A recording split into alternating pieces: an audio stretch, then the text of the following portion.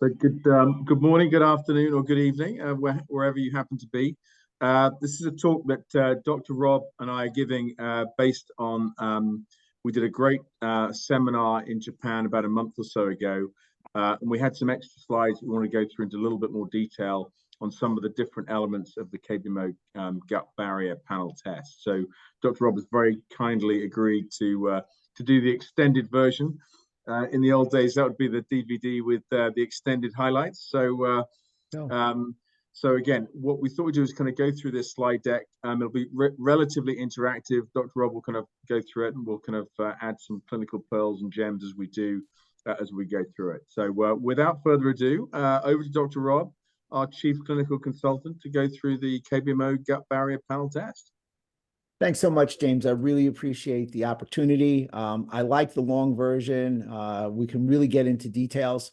And what I really like about this second round, or the second bite at the apple, if you will, is you're going to be able to add some real good clinical things that you've seen from the diversity of practitioners and from inside the lab. And I think that's some critical salient points for the listener, because, you know, the combination of the two is really going to lead us to the patient outcomes and the ease in which to discuss the test and the ease in which to interpret the test. So let's talk about the KBMO gut barrier panel test. First of all, this is a standard bearer for me. Every patient who walks in, I test their gut, because I believe that the gut is the epicenter of your health. As we all know, 80% of your gut, 80% of your immune cells are in your gut. It's your bullseye. There's a gut to joint axis. There's a gut to brain axis. There's a gut to disc axis. There's a gut to immunity axis.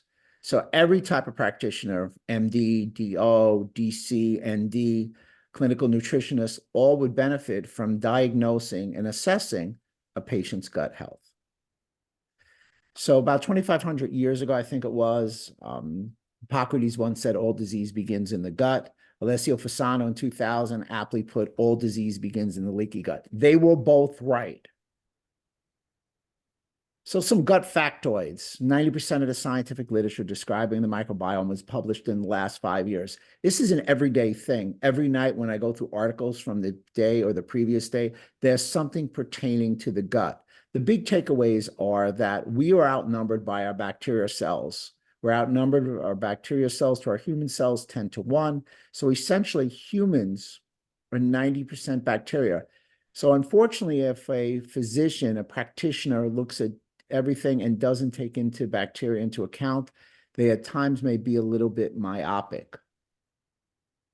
So some triggers of increased gut permeability. I mean, this is it right here. So if any of your patients are exposed to any one or all of these or several of these, they probably need an gut permeability or gut barrier test. Number one, of course, antibiotics. They are the nuclear weapons for your gut. Nobody here is anti-antibiotic. They have their place. It's just if they've been used, you want to be able to see the damage that they may have caused in relation to all the good that they can possibly do. Acid blocking drugs. Hard stop here. Acid blocking drugs, PPIs, are supposed to be used for 4 to 6 weeks. Unfortunately, here in America, they're used for months, years. I have patients walking in that have been on them for a couple of decades. NSAIDs, non-steroid anti-inflammatories, Aleve, Advil, ibuprofen, they do decrease pain, but they impair healing. Nutraceuticals decrease pain and promote healing. Which do you want? So the problem with NSAIDs is they increase, obviously, leaky gut. They also increase blood-brain barrier issues. Some of our environmental issues, environmental toxins. The number one toxin that we're exposed to is flame retardants in our mattress, heavy metal exposure, concussion. 60% of people that suffer from concussion have gut issues, most of which are applied to a leaky gut. Cesarean birth, obviously cesarean versus vaginal delivery, vastly different in the bacteria that the child is exposed to. Liver toxicity. I believe, James, that the idea of the gut to liver is really an interesting webinar for future, because whatever you do to your gut, you do to your liver. Whatever you do to your liver, you do to gut. And when we talk about LPS, which, you know, I've coined El Diablo as a nickname, it's an endotoxin. you're going to see that if the liver is not functioning, LPS doesn't get broken down and the cascade continues. So liver toxicity, gut dysbiosis, the unleveling of good and bad bacteria. We as humans need 85% more good bacteria not to have dysbiosis. You will see a direct correlation with the gut barrier panel, gut dysbiosis, and the increased expression of Candida.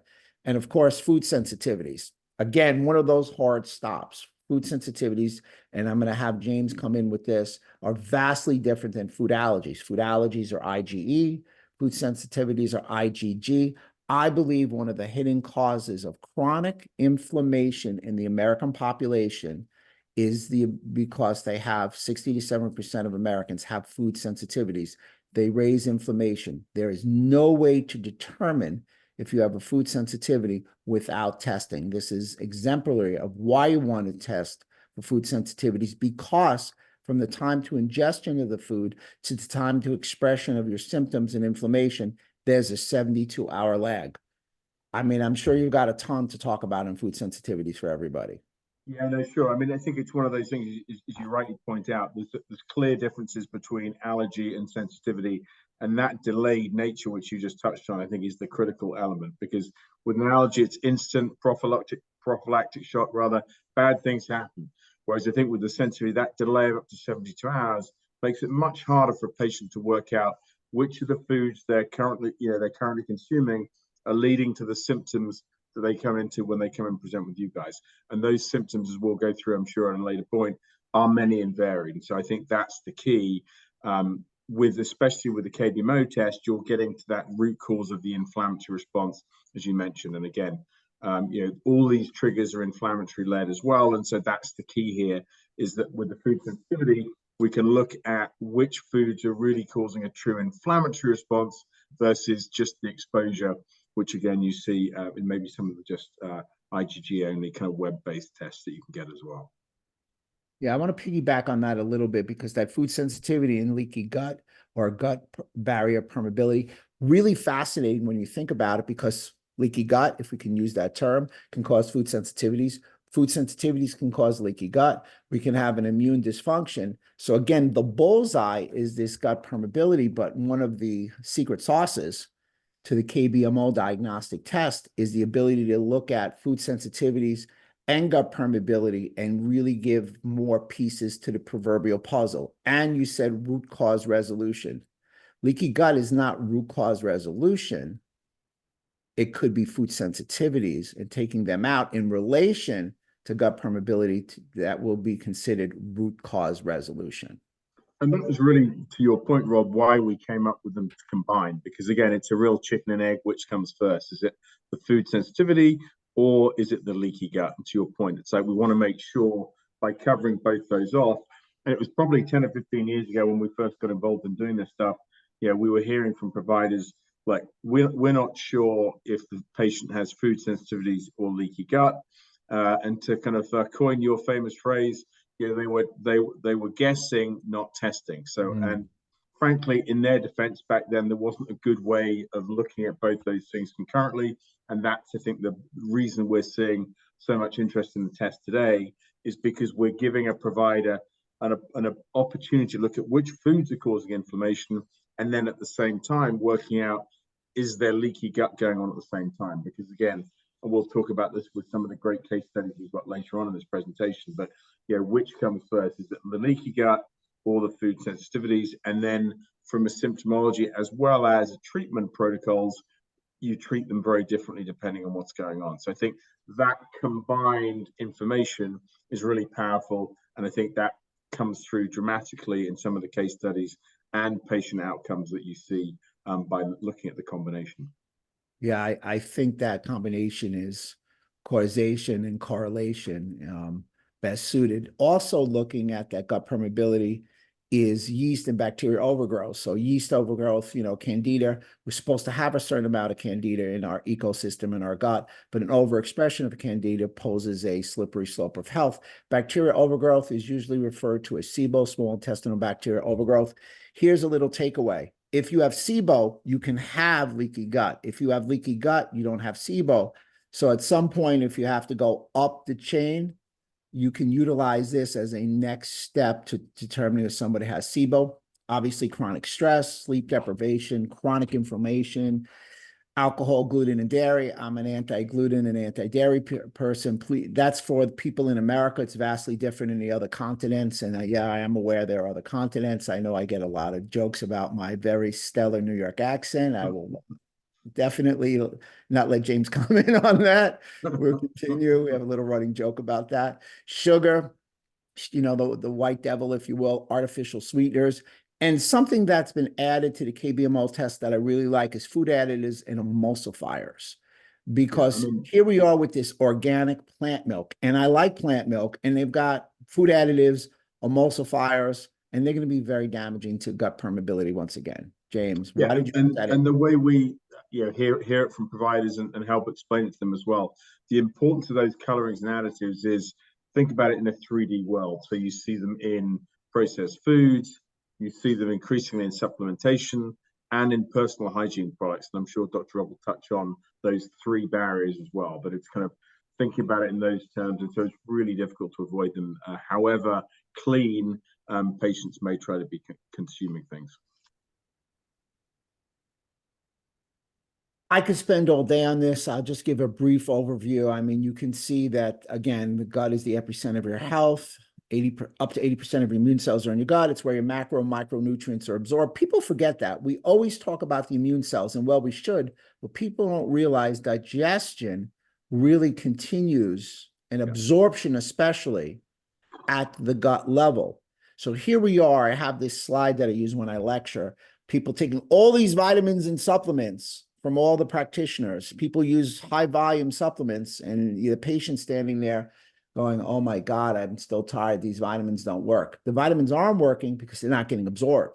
So maybe one of the first things that we need to do is fix the gut to be able to supplement properly. And also, when you fix the gut, or when you assess and fix the gut, you're able to change a lot of outcomes like body composition, cardiovascular issues. There's a gut to cardiovascular pathway, which we can go into. So I'm trying now to emphasize the simpler things about the micro and the macronutrient absorption, because one of the biggest issues we have with this proverbial leaky gut is large undigested food particles pass through, and your immune system looks at it as a foreign substance and attacks it, starting the cascade of inflammation. So essentially, your GI tract, you want to try and avoid leaky gut. There's a yeast and fungal overgrowth. There's dysbiosis. You want to ascertain food sensitivities because, as we said before, food sensitivities can cause leaky gut. Food sensitivities can be a byproduct of leaky gut. If you have leaky gut, you have an increased insulin with insulin, blood sugar problems, insulin resistance, pre-diabetes, etc. Body composition. We talked a little bit about the gut to liver problem. 75% of your toxins go from your gut to your liver via the bloodstream. 25% go by the portal vein. From my chiropractic background, love to talk about the musculoskeletal injuries. You know, leaky gut can lead to an expression of cytokines. Cytokines damage the joint, upregulate the incidence of osteo and rheumatoid arthritis. MMPSs, matrix metalloproteinases, are expressed. They eat fibrocartilage. Your discs, your intervertebral discs are made up of fibrocartilage. Your meniscus is made up of fibrocartilage. So if you have a musculoskeletal injury or a practice, you should look at the joint, but you should also look at the gut. Thyroid, huge autoimmune. 75% of my thyroid patients have a leaky gut. Hint, hint, hint, everybody.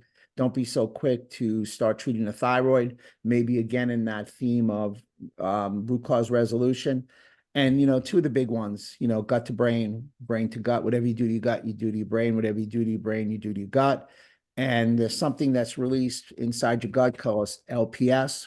This expression, which we test for, of LPS and endotoxin, increases the incidence of heart disease by 3 times. So for me, in some ways, this is a marker that may be even more important than just the total cholesterol, than just an HDL and an LDL, because we'll have to parse them down into more specific particle sizes, direct LDL, and the like. I know, James, there's you know where I'm leaning, so I know you want to add a little to that.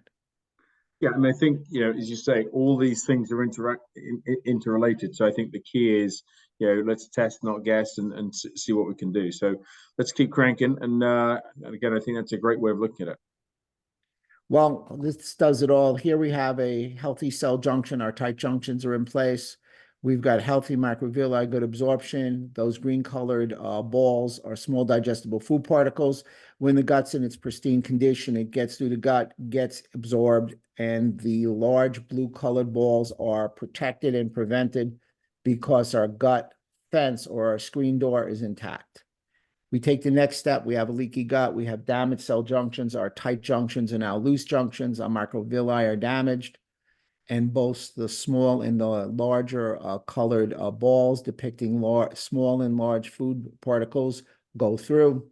This cascades your immune system to begin to attack, and you have inflammation. Now, understand what you're seeing in this gut fence, if you will. When it gets past that, it gets into the bloodstream. So something that passes the gut goes through the whole body in a systemic way because it's in the circulatory system. So we always love to quote Fasano because he is the gentleman who found the protein enzyme zonulin. He once said, the gut is not Vegas. What happens in the gut doesn't stay in the gut because the body's all interconnected. So here's another depiction of a proper pristine gut on the left side and a leaky gut on the right. You see microorganisms, toxins, and gluten burn their way through mucosal membrane cells, getting into the bloodstream, and you're seeing an IgG, an IgM, an IgA reaction. These are produced from the B cells and T cells, and the ultimate result is nutrient malabsorption, autoimmunity, food sensitivities, blood-brain barrier breach, and systemic inflammation. For me, I love to talk about the gut-to-brain connection. It's called the superhighway to health. Let's get to the root cause of a broken brain. Obviously, the root cause of a broken brain is going to have involvement with the gut. Now, the gut-to-brain axis and neuroinflammation, this slide aptly explains how food will affect your brain. So, for instance, your gut communicates with your brain in a millisecond. So if you eat white bread versus avocado, you're going to have a different outcome. I've always said that 40 years ago when I took my SATs, I really wish somebody would have told me to have an avocado instead of like a peanut butter and jelly sandwich. Maybe I would be in a different spot today. I know James really enjoys going through this particular side. Yeah, and I think, we've seen over the years the whole link between brain to gut access, whereas I think traditionally it was always the gut to brain. We've got a number of leading neurologists who've done some fantastic talks on this topic. So again, and they're all up on our website. But again, I think this is really, I think almost the next frontier is really looking at it from the brain perspective.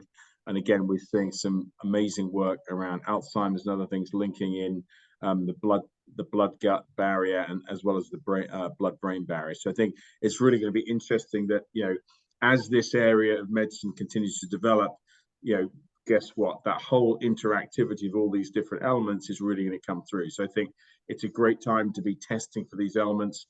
And again, I think it's another element that we're looking at seeing how we can develop further in terms of, which is it? Is it the brain or is it the gut, which is leaking?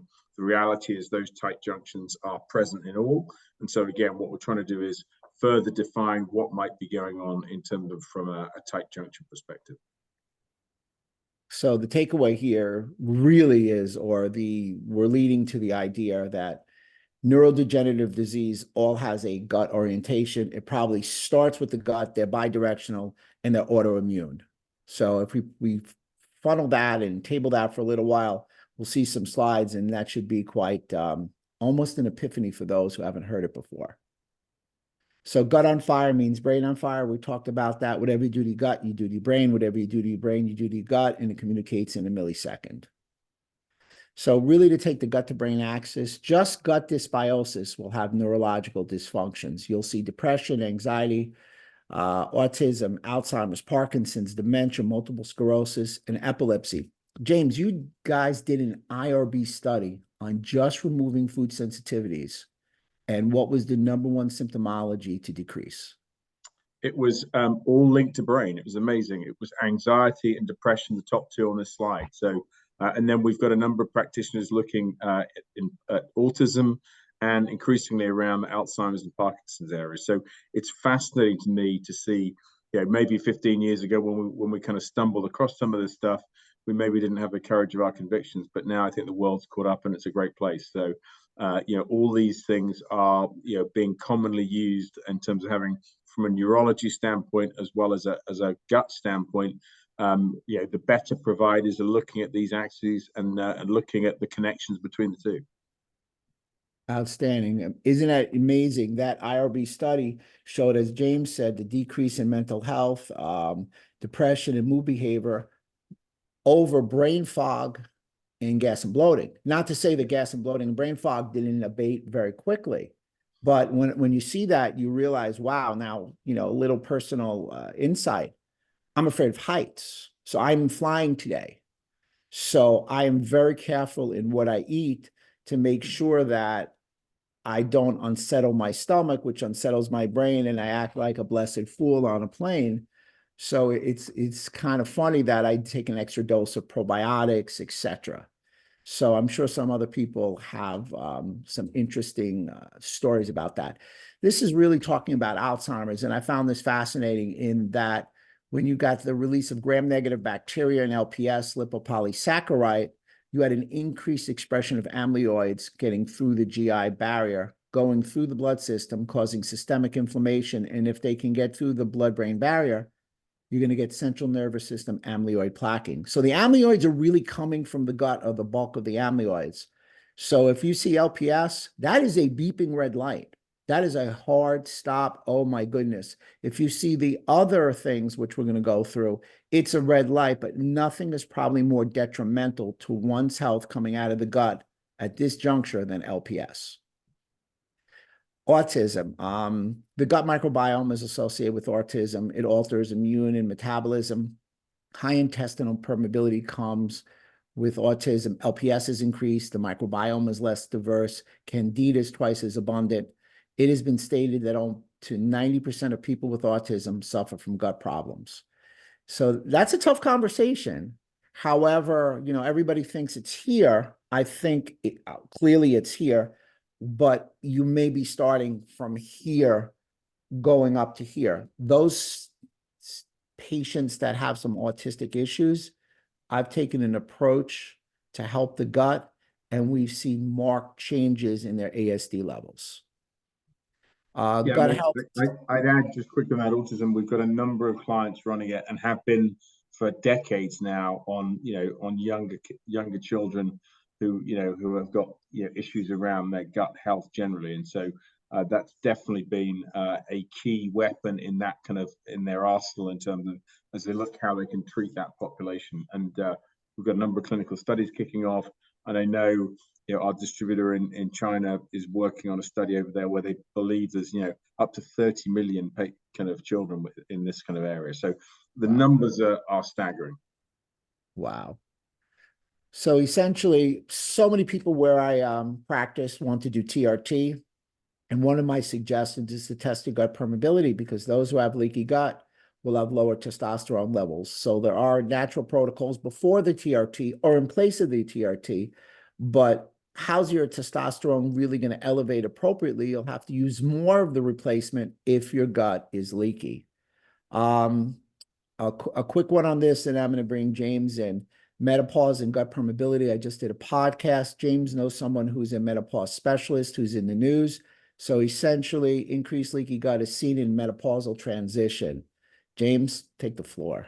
Yeah, and we've got our very own Charlotte Hunter, who runs our operation in the UK. She's a world-renowned speaker on this area, and so again, one of the things we'll try and do is get her and Dr. Rob on and do a follow-on podcast on this very topic. So I think it's one that's very much at the forefront of the news and stuff in Europe. So again, generally that means it's coming this way, folks. So again, it'll be nice to kind of bring someone like Charlotte with all her experience in and talk to Dr. Rob on his one of his upcoming podcasts.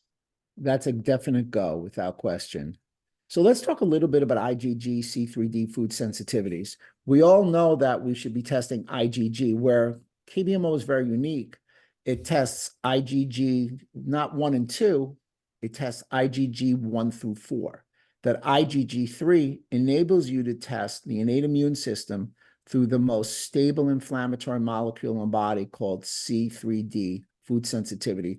So the long view is that you're able to test two parts of the immune system when you're testing for food sensitivity, which makes your test extraordinarily unique and much more accurate, in my opinion, than all the other tests. So how'd you come up with this idea? Yeah, so this was the brainchild of Dr. Brent Dorval. And again, what his approach was, his not insignificant claim to fame was he invented the first rapid HIV diagnostic. And so, again, inflammation being the root cause of all those things as well. And so he looked at this and said, look, why aren't we measuring the whole immune system versus half of it? And that was the kind of brilliance of him, rather than just looking at exposure, which is really what only happens with IgG. So some great companies out there measuring IgG. The limitation isn't them, it's the pathway. And so his approach was, why are we sticking our patients with all these false positives? Why aren't we zeroing in on the foods which are causing inflammation versus exposure? And so that was the brilliance of Dr. Dorval, to combine these pathways to give us a way of really zeroing in on the foods causing inflammation, back to that root cause analysis and management versus just what they're exposed to. Fabulous. So again, I'm piggybacking what we talked about, the complement, the idea of immune complexes generate inflammation. I mean, if we went through this slide, this would definitely take us about 30 minutes. So the takeaway is that when the complement is activated, it's part of the innate immune system, it stimulates inflammation. Antibodies or excessive expression of antibodies generate inflammation. So that's why the food sensitivity test, the FIT test, is so accurate. One little aside, take a look at the picture. The left side's leaky gut. The right side shows autoimmunity at the gut level. So a clinical gem, if you will, is if somebody has some autoimmune conditions like thyroid, like lupus, like rheumatoid arthritis, really evaluate the gut and really try and delve in and maybe combine your gut barrier panel with some other blood serum panels to really reveal what's going on the inside. Because if the outside, the skin, etc., has autoimmunity, it's a good chance the gut does. And when you look at the body from the inside out is really when you're going to get the outcomes that we're all looking for. So I've always told James that his FIT 176 test takes care of all three levels of defense of your immune system. The first one is your barrier system. It's the skin and the mucous membranes, stomach acid, digestive enzymes, and your gut microbiota. So barrier 1 is the gut barrier panel. And 2 and 3, the innate and the adaptive, is also in the gut barrier panel, because you're testing for antibodies and you're also testing for C3d in the innate immune system. So this test is a complex, complete immune test, because it's testing innate versus acquired and also testing the barriers.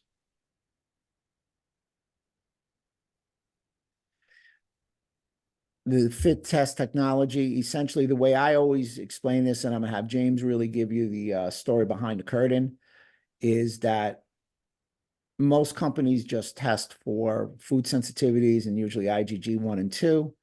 There's a dual pathway test where they're testing for IgG 1 through 4 and also antibodies. So yeah, I mean, the way to kind of try and help patients understand this one is, the left-hand side is what you're seeing with the standard IgG only test. The right-hand side is our patented approach, where we look at these multiple pathways. And the way I always tell them is, I did an IgG only test on the same day as I did the FIT test. Mm-hmm. The IgG only test came up with 25 plus foods. Ours came up with 5. So when we talk about eliminating false positives, that's what we're talking about. We're basically eliminating those foods that the patient doesn't need to take out, and it really zeroes in on the ones which are causing inflammation. The outcome of that means you're going to increase compliance, because you're not going to be the patient nodding to you saying, here's 25 foods to eliminate. If there's 5, you've got a fighting chance they may be compliant. And again, that's what all this is all about, guys, is if we can make the patient compliant with good science, as we've done here, that really helps in terms of the clinical outcomes that you're all looking for. So why do we test for increased intestinal permeability? And really what James has said, compliance. You know, when you go into the doctor's office, there's always a baseline test. This should be your baseline test. So you're able to show people where they're at and how you've helped them. Now, the interesting thing is there's structure and function. So obviously the structure is whether the gut is permeable or not, and the function is your symptomology, how you're feeling, and etc. Sometimes function will change quicker than structure, and the reverse is true. So a scenario why you want to take this is a patient walks in and says, I still have gas and bloating, although it's decreased, this isn't working. And then you retake the test and you realize, no, the structure is there. We still have a function to deal with. There may be some digestive, you may need some digestive enzymes. You need to change some of the foods you're eating, etc. So it's a baseline and it gives you something as a springboard to treat with the patients and utilize. Otherwise, how do you know? For me to say that every patient walking in has leaky gut, I can't say that. Many people have leaky gut, and many people have gut issues, but not everybody. So when does a provider order the KBMO gut barrier panel? This is not stuck to these particular conditions. This is just some that we had in a discussion before we ran out of room on the slide. Food sensitivities, IBS, IBD, celiac disease, small intestinal bacterial overgrowth, we talked about that before, post-concussion, skin and digestive issues, weight loss, weight gain, autoimmune conditions, joint and disc injuries, brain fog, fatigue, neurodegenerative disease, ASD, liver dysfunction, blood sugar issues, and cardiovascular concerns. And I think you'll see some more advanced tests work within the KBMO barrier panel, looking at blood sugar issues and cardiovascular concerns. Yeah, I mean, for you? Yeah, I mean, this list is some, again, could go on and on and on. The reality is, if you've got a patient that's inflamed, this is a great baseline, to use Rob's term, test to work out what is it they might be consuming, which is leading to some of those symptoms that they're presenting with. So that's the key with this test. If they're inflamed, run it to see, can you help treat them on an individualized basis versus the broken kind of method of one size fits all. And here's a test. And the way we like to explain the test, if James were my patient, was his results, I would look at the left side first. I would say there's Candida, Zonulin, Occludin, and LPS. And of course, as a patient, they would go, what in God's name is that? Well, Candida is a yeast. Our gut normally has a certain amount of yeast. When there's an overexpression of Candida and yeast, usually implies failing health. Zonulin, included. I like to do that together. Everybody take a look. Here's one epithelial cell. Here's another epithelial cell. They lock together. Those epithelial cells are a tight junction. I can't see you because they're truly tight. When zonulin, which is a functional protein enzyme, increases past a certain point, it pulls apart the structure of the tight junction, and now we have a looser junction. This has to occur first before anything that can occur to occludin. Occludin is the fingers, it's the fibers. They break apart. So zonulin and occludin really talk about the tight junction function and health. LPS, lipopolysaccharide, holds gram-negative bacteria on the inside of the intestinal wall. It is actually beneficial inside that environment. However, when LPS is expressed, it's an endotoxin, it's a direct binder. LPS also helps make biofilms, the bacteria igloo. It makes VLDL, the bad cholesterol. It also is a direct binder to specific structures.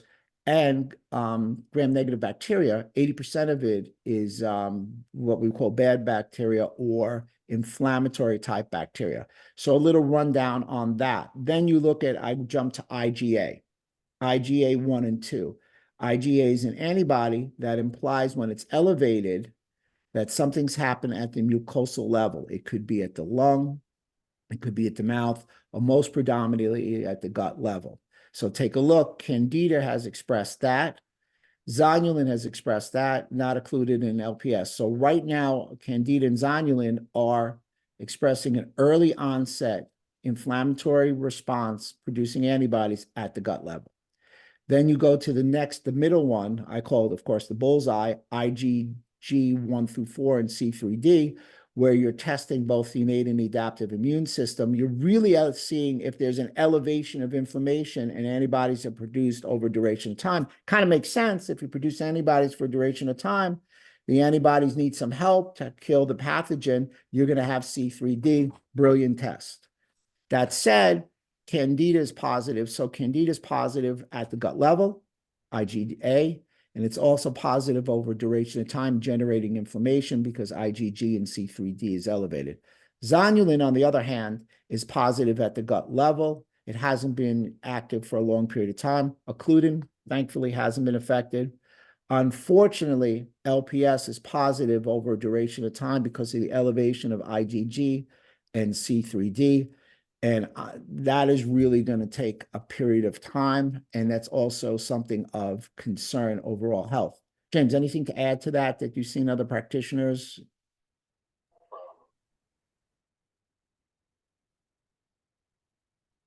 Well, James gave me a break, so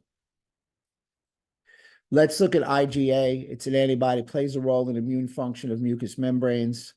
It's secretory as a first line of defense in protecting the intestinal epithelium from endotoxins and pathogenic microorganisms. IgA is about 85% of IgA1 is about 85% of IgA. IgA2 is about 15%. Candida, as I said before, normally lies in small amounts in the mouth, gut, and skin. When it's elevated, that poses a problem. The big problem is when Candida elevates, it really causes IBS and gut dysbiosis. So I have a phrase that I like to refer to when Candida has increased in its number. I like to call it SIFO, small intestinal fungal overgrowth. 97% of SIFO pertains to Candida. So if you will, if I could take a little creative license, I would like to call the KBMO test a SIFO test as well. I think it may be the first one on the market. So that's a real good starting point. The fungus in the gut influences health and disease. Kind of talked about that before. Believe it or not, the yeast has a direct communication with the immune system. So Candida albicans, which is the yeast, elicits a strong immune response. Candida's invasive form causes intestinal damage. That does resemble IBS and IBD. James, did you want to talk about, because you've recently added the Candida to the test?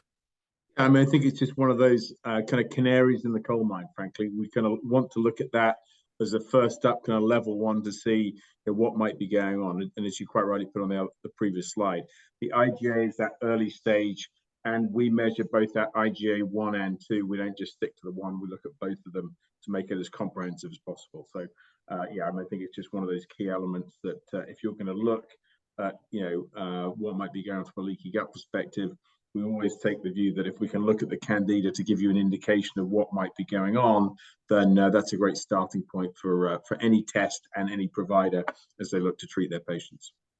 Outstanding, outstanding. So again, Candida, an increase in Candida, as we know, is a yeast, leads us down a path of Alzheimer's. So let's have a quick stop.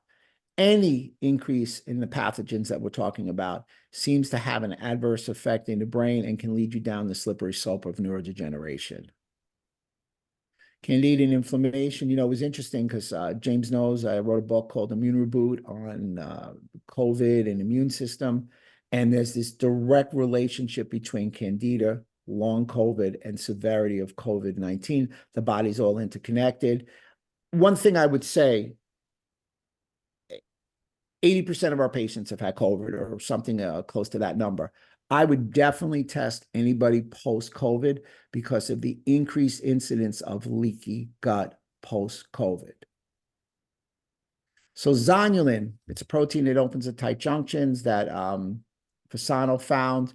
The protein in gluten and intestinal bacteria are the main triggers for zonulin release. So for me, once I see that protein in gluten, especially with all that's going on with our farming and the soils in America, it's, a no way. It's interesting that probably the most common food that I see people that are sensitive to, or the common foods, are going to be wheat, and the different dairies. And you may want to differentiate how you broke down the dairies, the whey, the casein, etc. In addition, you're going to see the shrimp, the peanuts, and the like. I think there's 8 foods that are at the top, but the 2 that I see all the time are dairy and wheat. But I think a good explanation may be how you break those down real quick. Yeah, I mean, we want to make sure we look at each of the different elements. So again, to your point, we're looking at whole wheat, wheat gluten, and wheat gliadin, which is obviously up here. And then with the dairy, we look at casein, the whey, as well as the whole milk as well. So again, we want to try and get almost what lies beneath in terms of what's going on. So we found that's been a really effective way of working out what might be going on, rather than saying, let's just look at wheat as a whole. It's made up of a number of different components, which we're now capturing, as well as with the same idea was behind the milk as well. Outstanding. Great ad. So overview of zonulin, protein synthesized in intestinal and liver cells. It's a key biomarker for intestinal permeability. Elevated levels of zonulin associated with this litany. One of the bigger takeaways, believe it or not, is obesity, which really begs the question when practitioners see this list of conditions that are associated with the elevation of zonulin. Is it an everyday test, or should it be considered an everyday test? I believe it's a biomarker of longevity.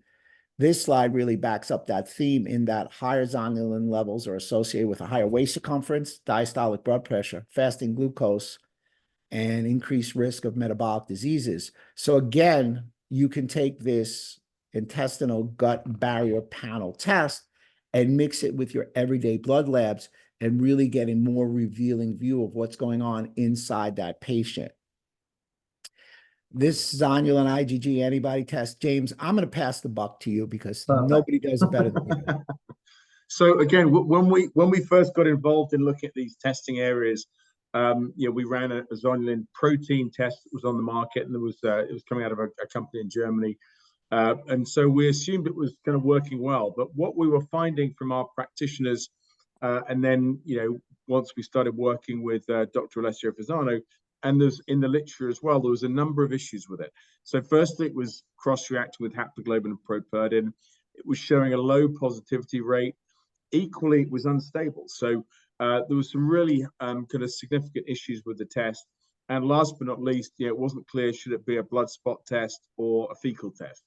Because again, some of the stool companies have added it on as an add-on there as well. So we went around trying to deal with all these issues. And so we started off by saying, look, the problem with this protein is it's unstable. So why don't we come up with an antibody for the zonulin? So we spent just over 4 years developing a unique zonulin antibody, which is now uniquely stable for up to 2 weeks, which deals with that concentration and stability issue. Again, what we did was we designed that antibody to make sure it didn't cross-react with haptoglobin and properdin. And then the corollary of that is that now meant that from a clinical perspective, we're seeing very similar outcomes to the outcomes that Dr. Fasano had published in the Lancet in the early 2000s. So his population was mainly a celiac one, but ours in terms of, so that he was seeing kind of mid-20s up kind of about 30% positivity. We're probably low 20s in terms of the positivity rate we see. But again, that's consistent with the types of patients that are generally running this food sensitivity stroke gut barrier panel. So we did a good job, I think, going through all those things. And last but not least, in terms of just kind of working out, should it be a blood spot or fecal. So I asked Dr. Fasano, how did you, when you did the initial research into zonulin, what samples were you taking? He said, all my seminal research was done in blood. So on that basis, it was good enough for him, it was good enough for us, and that's why we went with the serum stroke blood spot test for the zonulin.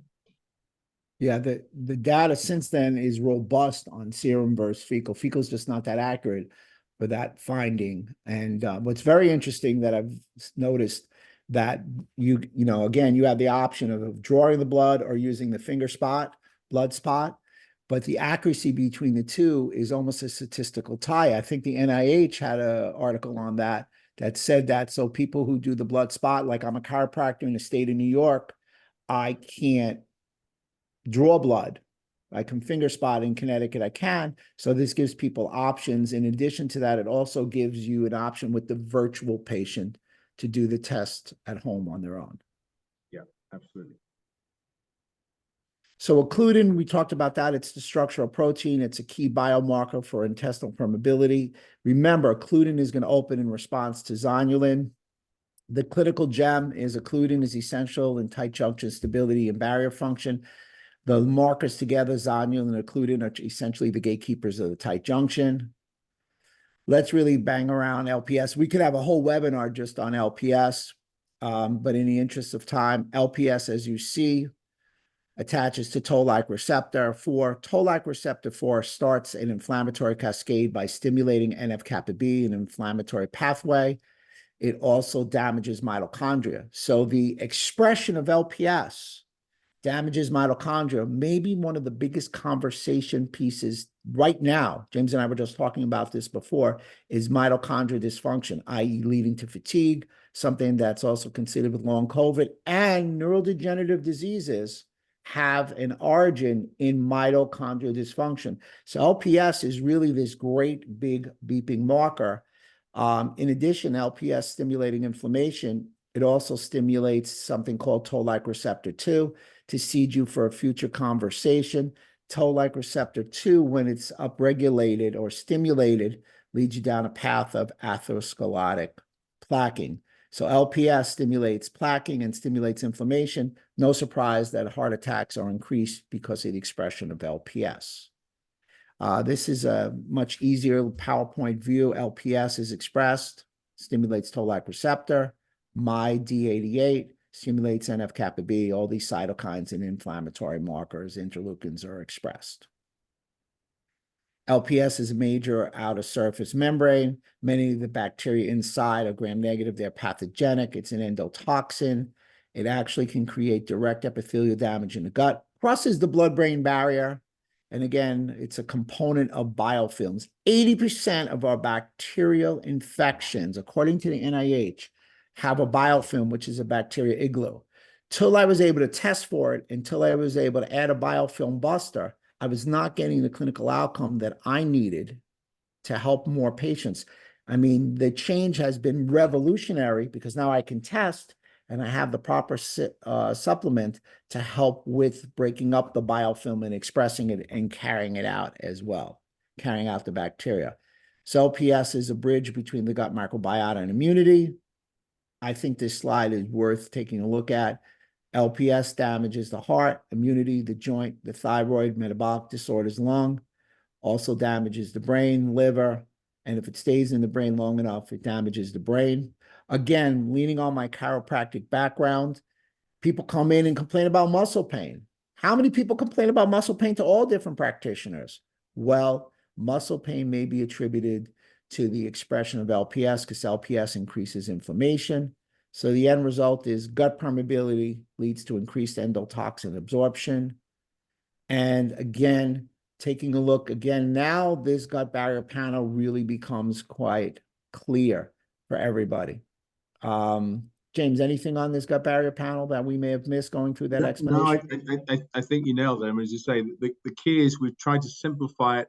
We'll add numbers at some point, but we're trying to make it so it's evocative for patients to go, okay, doc, what's going on? I'm positive for one of these. What's the next what's the protocol that I need to follow in terms of going forward? And we say that on our report. If any of these markers are positive, then please refer to your provider with regards to a good gut healing protocol. So from a provider's perspective, this gives you a next entree into trying to treatment as well. And Dr. Rob will now go into some of those protocols that he's got in place and some of the clinical outcomes as well. Outstanding. So my 7R action plan, I'll go through this real quick. The first R is reset your diet, your lifestyle, and your mindset. Practitioners love this. It gives them something as a protocol starting point. Diet. Everybody's diet is individualized. One of the big things about a diet is obviously take out your food sensitivities, your food allergies, your lifestyle, mindset, health is wealth. Let's get patients starting to exercise. Remove unwanted pathogens. How are you going to do that? You're going to remove unwanted pathogens by removing food. Remember, food can be the potentiator for inflammation. Good food can be the potentiator for information, health information. Choose wisely. But now you are able to choose because you have specific tests that leads you down a revealing methodology. Remove unwanted pathogens. You're going to do so by using oregano oil, berberine, garlic, something called serum bovine immunoglobulin, which is the mop of the gut, and a biofilm buster. So this biofilm buster opens up the bacteria, and the mop of the gut, or the great vacuum cleaner, comes and takes it away, really increases outcomes dramatically. You're going to replace with digestive enzymes, stomach acids, pancreatic acids, and of course, bile. Bile may be the secret formula for us all.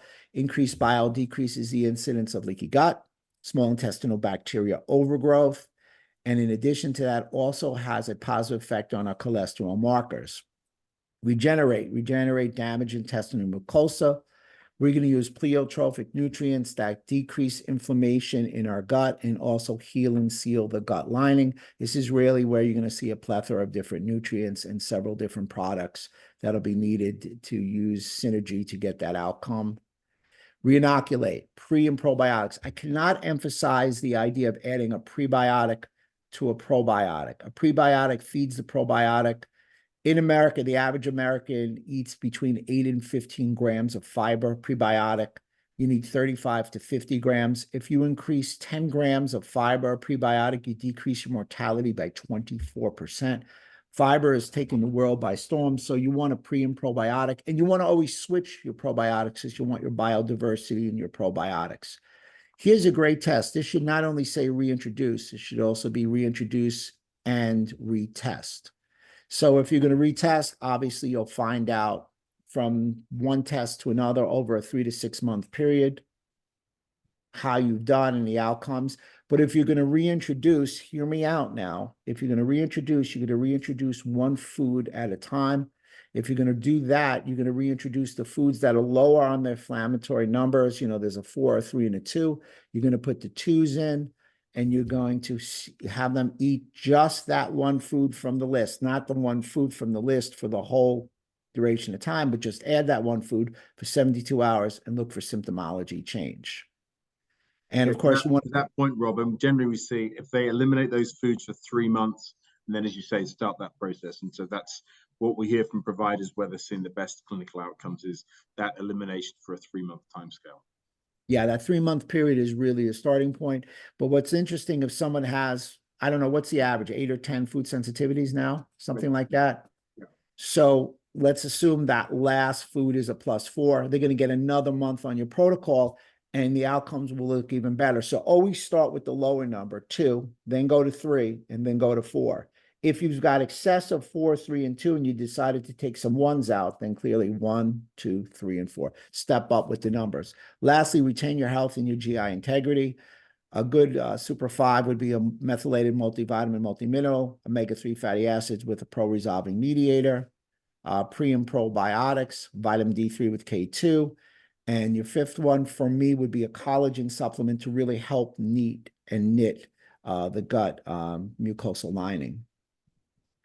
So I made a protocol for Candida. If it was just Candida, it would be caprylic acid, oregano oil, berberine, garlic, SBI, and the probiotic would be of a lactobacilli strain. Zonulin and Occludin, the probiotics be long gum, zinc carnosine, L-glutamine, collagen peptides, curcumin, glucosamine HCl. James, how are the practitioners liking the protocols with the assessment of the test?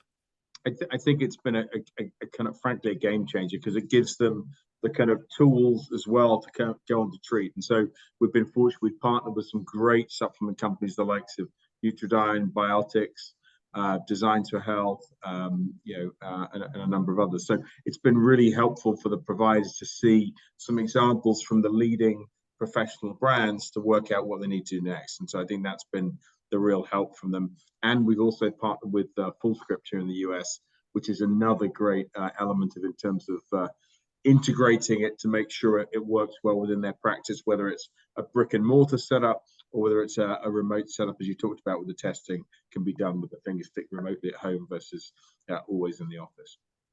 Outstanding again.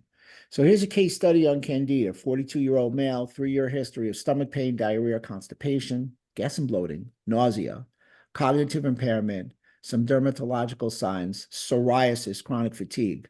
This guy had a lot going on when he came in my office. His SIBO test was negative, however, and he'd been on medications for 3 months. He was on 2 different medications for 3 years, excuse me.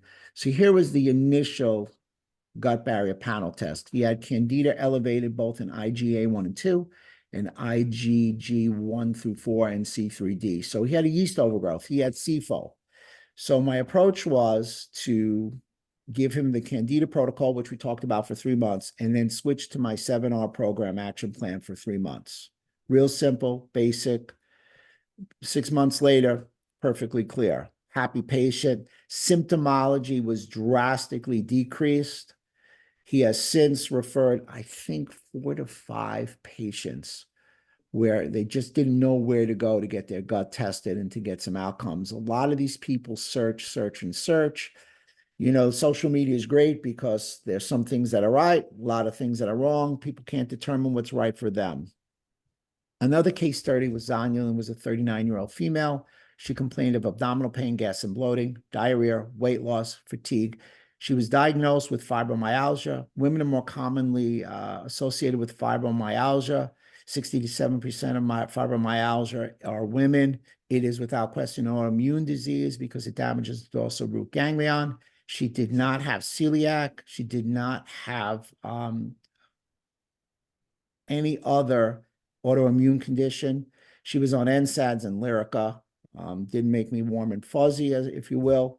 Zonulin was increased for both IgA 1 through 2, IgG 1 through 4, C3D, and Occludin. So she had a loose junction. So I did the Zonulin Occludin supplementation for only 2 months, added my Dr. Rob 7R action plan in 2 months. So in 4 months, perfectly clear. Patient felt symptom-free and was taken off all medications by our medical doctor.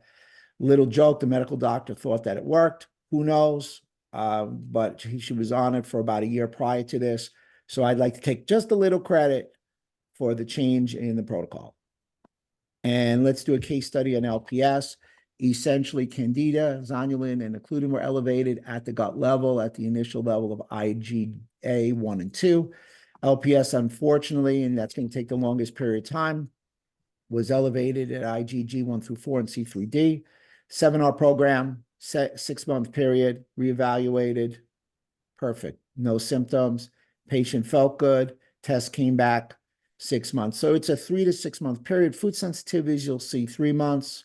You'll see a change in the gut barrier panel in 3, anywhere between 3 and 6 months. And I was going to say, Rob, that's basically what you're using for most, because again, we're hearing that from a lot of providers that 3 to 6 months seems to be, yeah, the closer they get to 6 months, the better outcomes they're typically getting around the gut barrier panel. Without question. And we get a lot of impatient people here where I am in New York and America, and I tell them it's a semester at school. It's not a long period of time. It's a semester. It's a season. Yeah. Maybe a season and a half. So the takeaway is the most effective clinical outcomes in all disease spectrums can result from the normalization of gut function. And of course, James, let them know where they can ask questions, comments, get the test, etc. Exactly. So again, what we wanted to try and do, and hopefully we've achieved that, is a deeper dive into the gut barrier panel. And thank you again, Dr. Rob, for that excellent kind of explanation in terms of going into all of the elements there, as you've just done. So again, we're very fortunate that we've got some great partnerships around the world, but please feel free to contact us or Keiko in Japan, and she will make sure the team at Ambrosia will better look after you with any needs that you may have there. And then again, internationally around the world, please contact myself at KBMO, and we'll be more than happy to kind of assist you in terms of our local distribution partners. But again, the great news for the finger stick, it's very easy to ship all around the world. And again, we're fortunate enough to have over 10,000 clients around the world using the testing. So feel free to hopefully be the next client that we add. And again, thank you, Dr. Rob, for all your time on this. And again, thank you, Keiko, for giving us the opportunity to talk to Ambrosia and all your clients. And hopefully we'll be able to roll this out around the world to a number of our other colleagues as well. Thank you very much.